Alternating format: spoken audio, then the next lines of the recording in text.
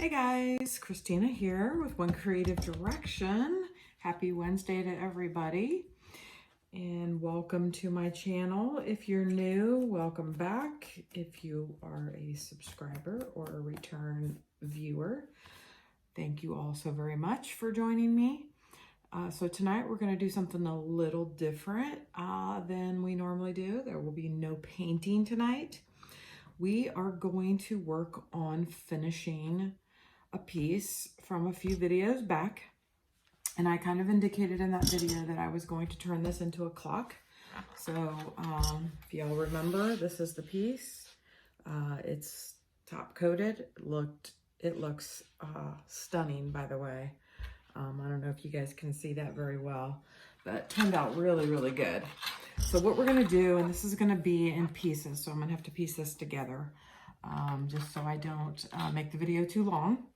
So the first thing you want to do when you're turning something like this into a clock, and I get these rounds at Hobby Lobby. They're about, I think they advertise them as 21 inches, but they're actually about 19.5 inches in diameter. So the first thing you want to do after you've painted it, and you definitely want to, I always wait until it's done top coating, and I do everything all at the same time. And even though these are pre-drilled with a keyhole, I always attach one of these D-rings for the simple fact that it's not going to sit flush with the wall once I put the Clockworks on the back here, because the Clockworks, they're, you know, I don't know, maybe probably close to a 1/2 inch, maybe a little bit more. So what I usually do is, and I don't know that I'll show it on the video, but I have wood blocks, and I will put another wood block so it sits flush. And the wood block is the same thickness of the Clockworks. So it'll make sure it sits flush when it's sitting against a wall. So it's not like at an angle, you know, like this. Okay, so the first thing you want to do is you want to find the center. Sometimes your wood rounds, I know the ones that I get that are an inch thick, sometimes it's really difficult to find the center of those because they're not perfectly round. These ones, in my experience, this is like the third one I've made this size. These ones are pretty good. These are only a 1/2 inch thick, and I really like these ones. And I get the 12-inch, half inch thick ones at Lowe's. And those are usually pretty round. But the first thing you want to do is find the center, which I've done. And the way that I do that, and I'm going to share this little tip with you. The way that I do that is I have one of these old-fashioned, I guess you call it tape measure, but the old-fashioned sewing ones. And I have a push pin, and I have a hole here. And what I do is I measure to make sure, because these are pretty standard. So I already have this one marked out, so cheating a little bit, but basically you want to try to find, you know, what half of your diameter is and kind of make a mark in the center.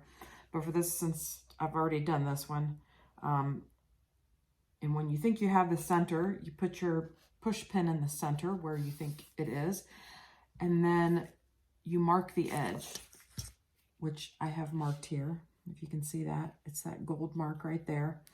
And then you basically just take this and turn it all the way around to make sure that it's the same everywhere all the way around. And you know you have your true center.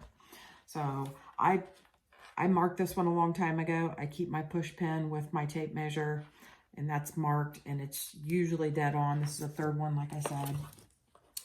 So makes it really easy. So then once you've found the center and I've marked it, what I usually do is I take some tape and I'm going to take a piece of tape and I'm going to take that push pin and I'm going to punch it through the center of that tape just so I know I get it in the right spot. All right, and I'm going to pull that out. I just want to make sure I don't lose where I'm drilling.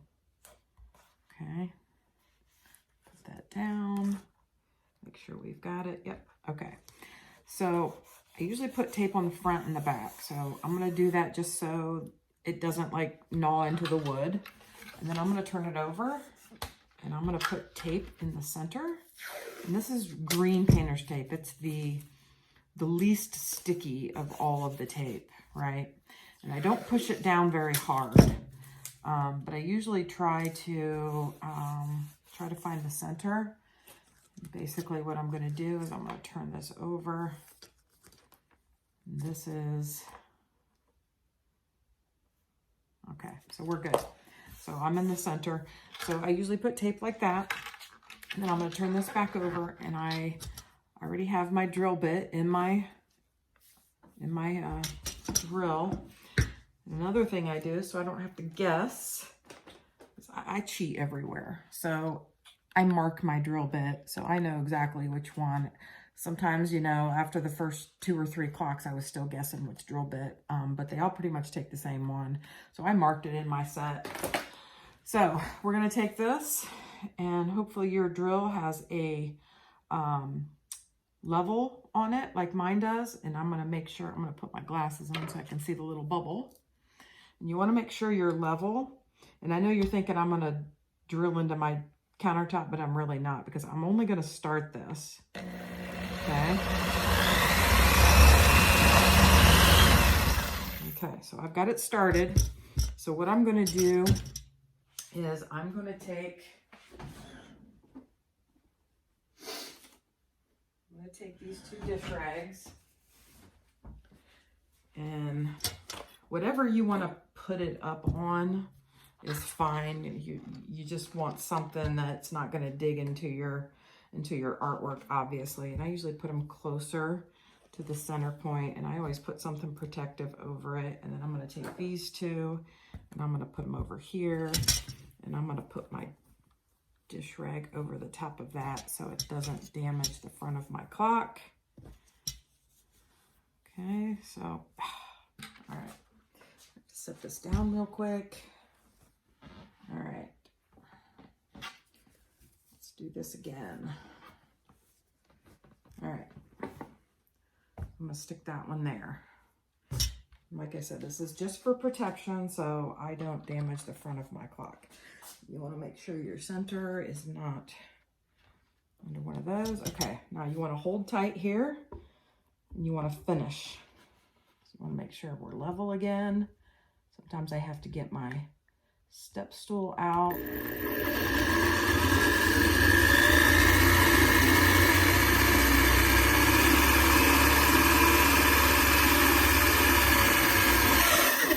All right, so when I go through, I'm not done. I'm gonna take these and dump them. All right, and then I'm gonna flip it over, and I'm gonna do the same thing. And we're basically just checking to make sure there's no obstructions. All right. And then we're going to take this tape off.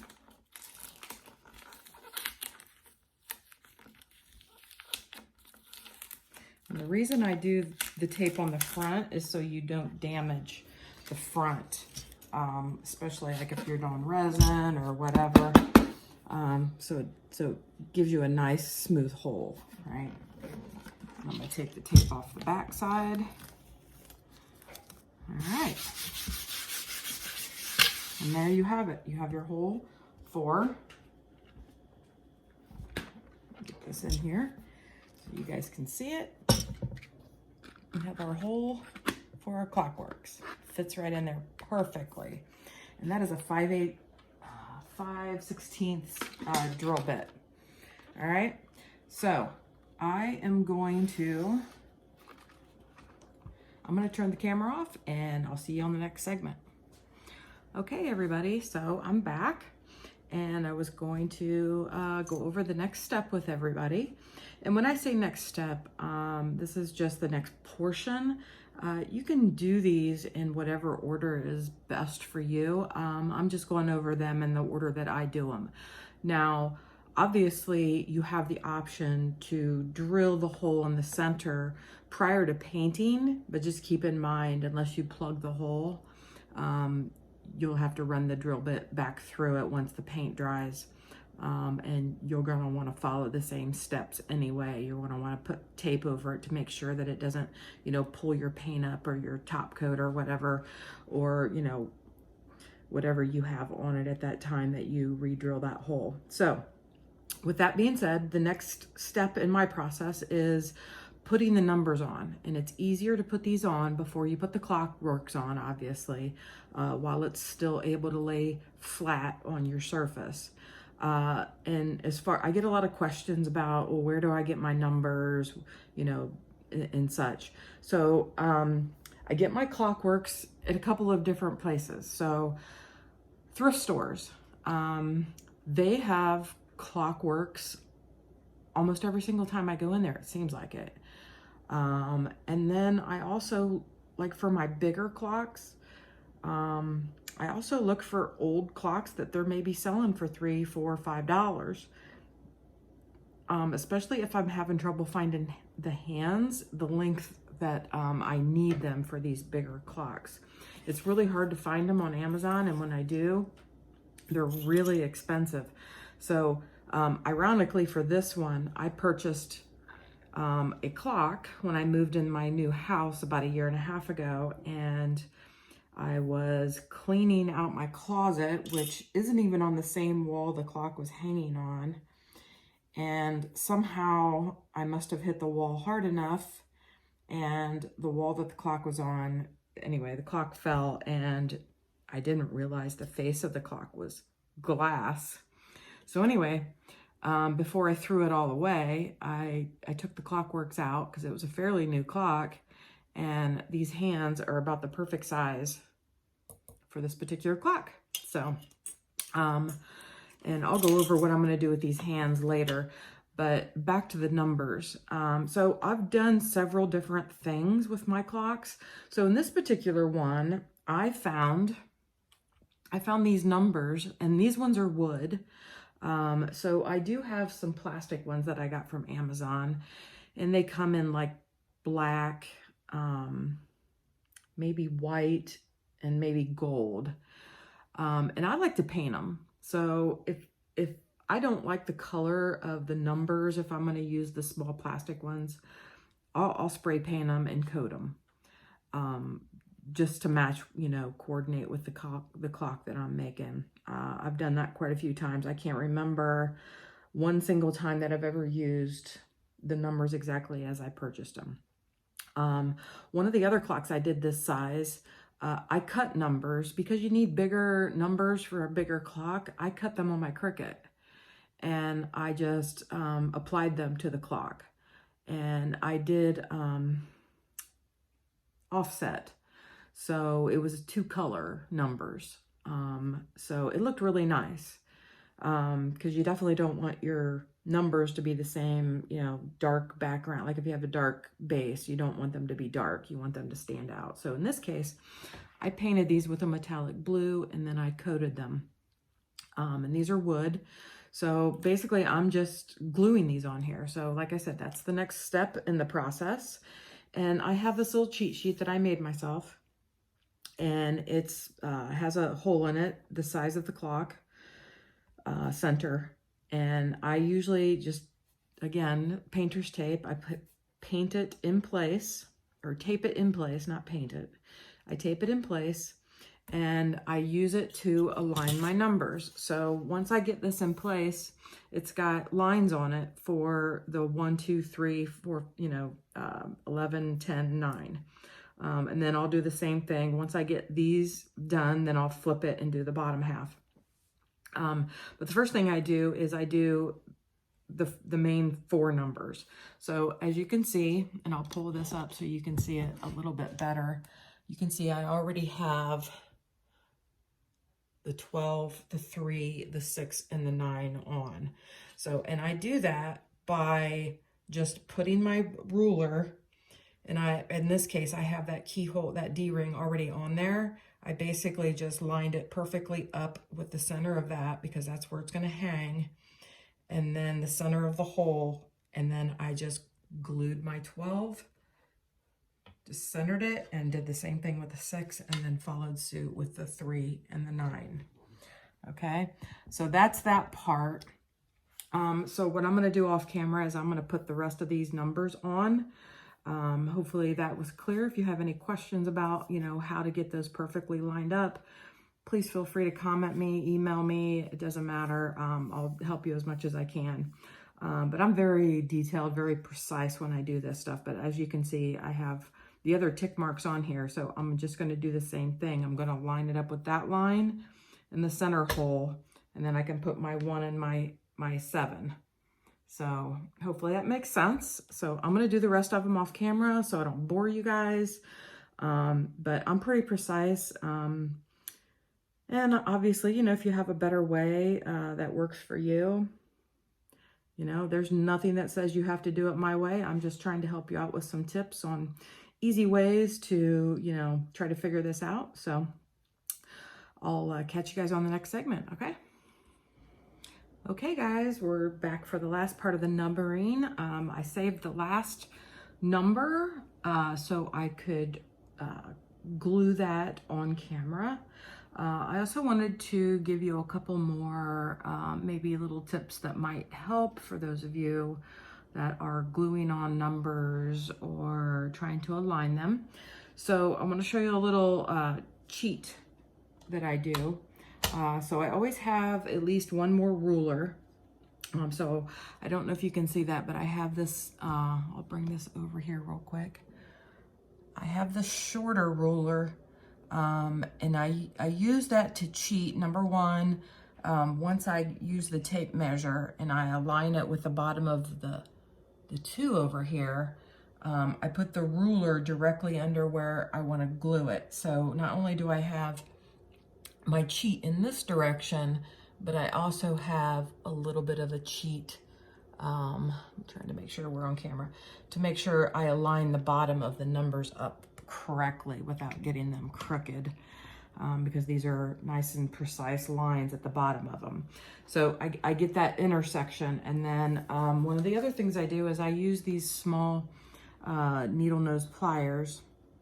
And once I get my numbers where I want them, then I'll pick them up with this so I don't get glue all over my fingers and all over the fronts of the numbers and everything like that. And like I said, this is what works for me. You do what works for you. I don't know if you're resining and putting the stuff inside, or, you know, how you're doing that. So this is just my process, and hopefully some of these little tips help. Not sure if they will or not, but hopefully they do. All right, so we're gonna glue on that last number. And I'm going to take this down because I don't really need it. I would say the number 10 and 11 are probably the hardest too, because there's 2 numbers and you have to line them both up, you know, evenly, and you got to line them up this way. So I would say those are the 2 most challenging numbers. So I saved the number 4 for last. So I'm going to go ahead and line my ruler up with my tick mark there, and line it up with the center of the hole.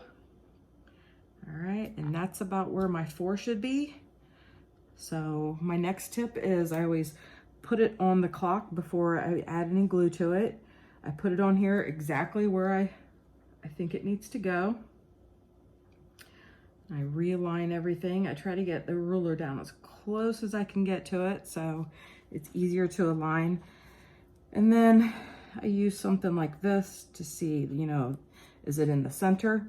And then the first thing I do after I glue it is I always glue my numbers about a fingernail away from the edge. So I always use my fingernail as the gauge. So that's about where I want the number. So then what I do is I pick my number up with my needle nose pliers. And I'm using E6000 glue here. And you don't want a ton of glue on here. In fact, you really just want enough, a really small profile of that glue. All right, you want to get it as flat as possible because you don't want a ton of glue squeezing out the sides of that, right? And then I quickly put my cap back on, because if you've ever used E6000, it leaks everywhere. Now, if I have any that's close to the edge, I wipe it off before I put it down. Okay, so then you're not touching the glue, so it's always a good thing. I'm on my last letter and I don't have glue on my fingers. So I get my fingertip over here and I line it up everywhere else and I set it down, okay?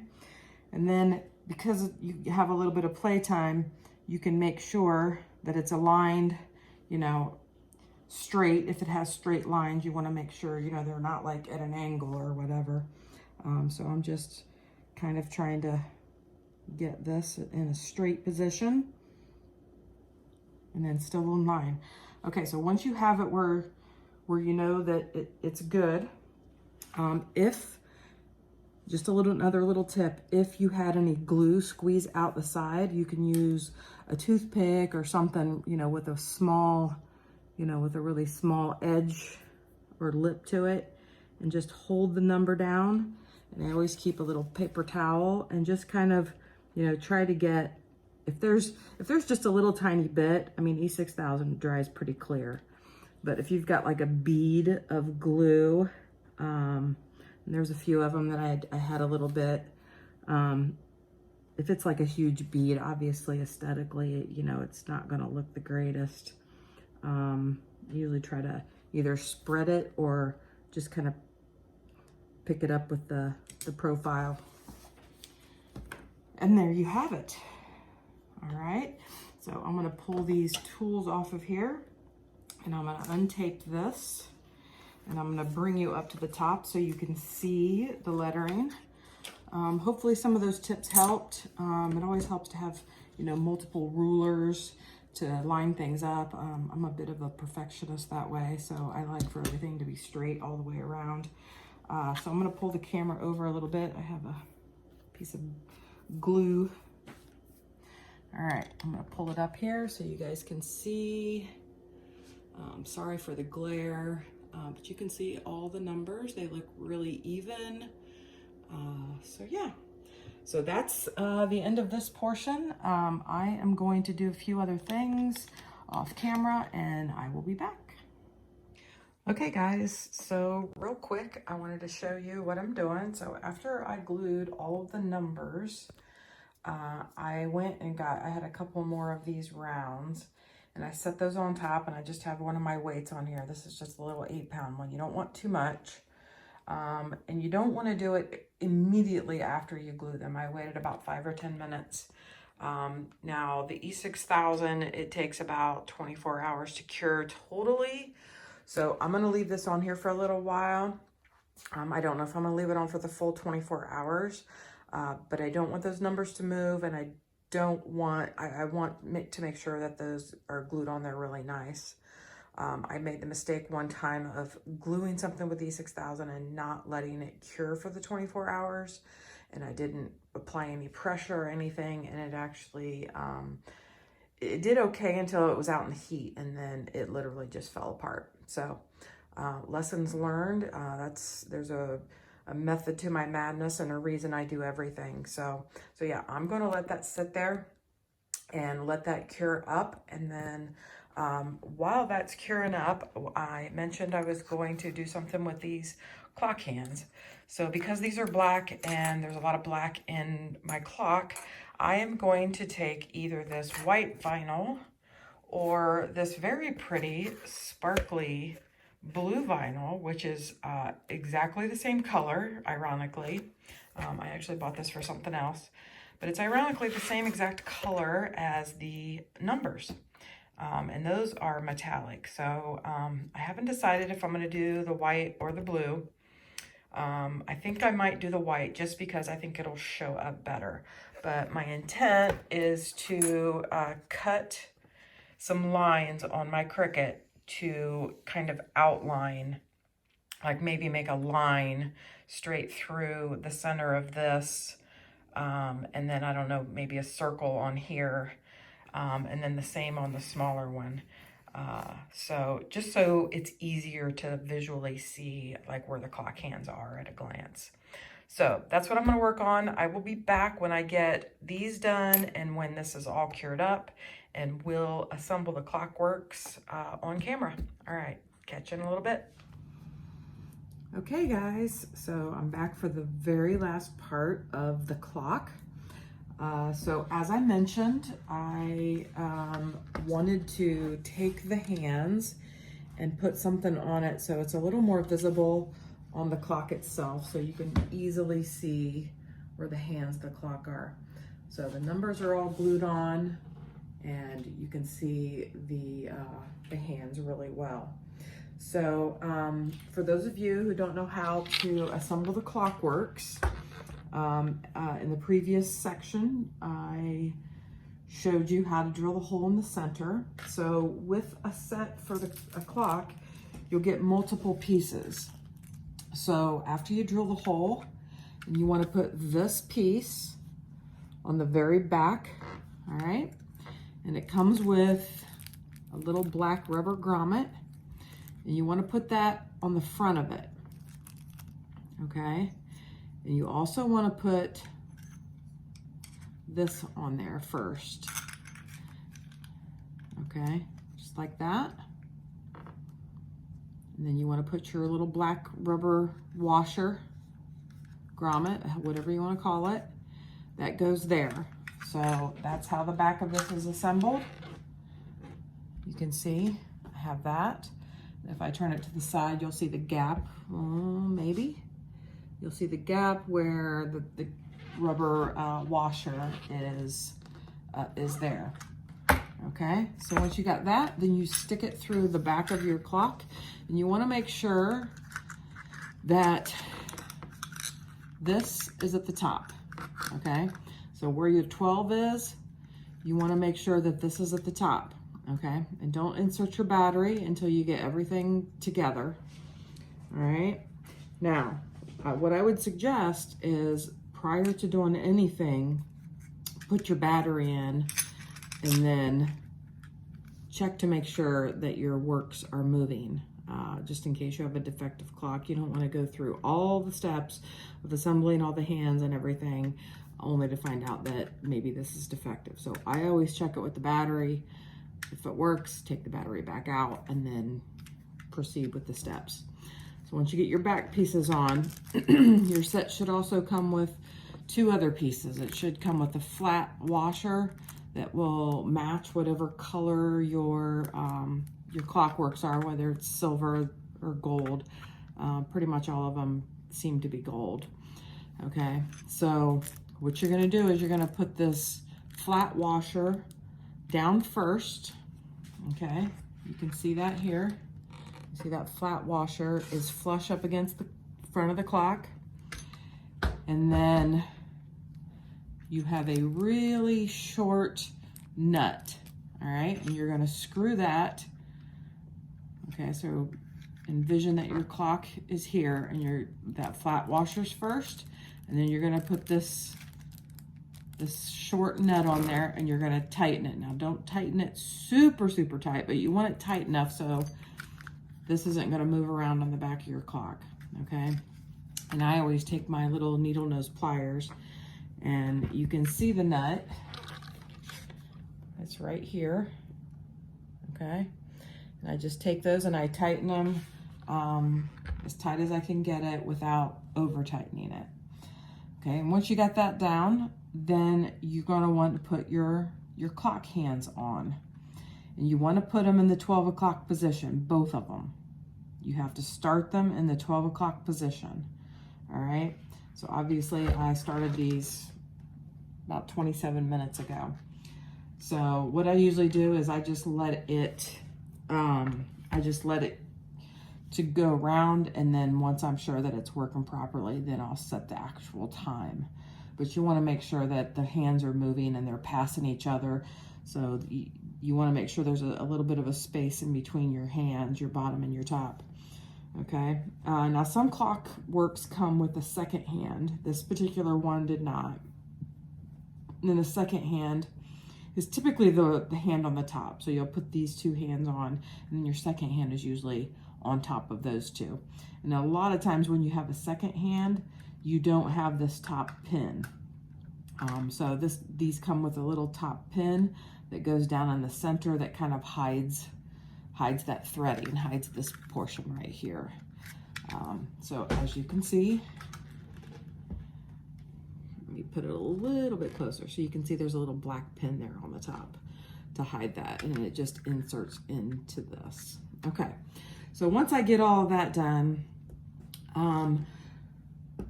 it is a bit challenging when you have a piece of flat wood and you want to hang this on the wall. And of course your wood is right in the center, and a lot of times maybe just hanging it by, move this a little closer, hanging it by this doesn't keep it flat on your wall. So that's why I put these little wood blocks on here. So I cut these a while back. I cut a ton of them. I have a whole box of them, and they're the height of this is about the same height as the back of the clockwork. So if I put this on my picture hanger, then it will allow the rest of the clock to sit flush against the wall as well. So that's just a little extra added thing I do.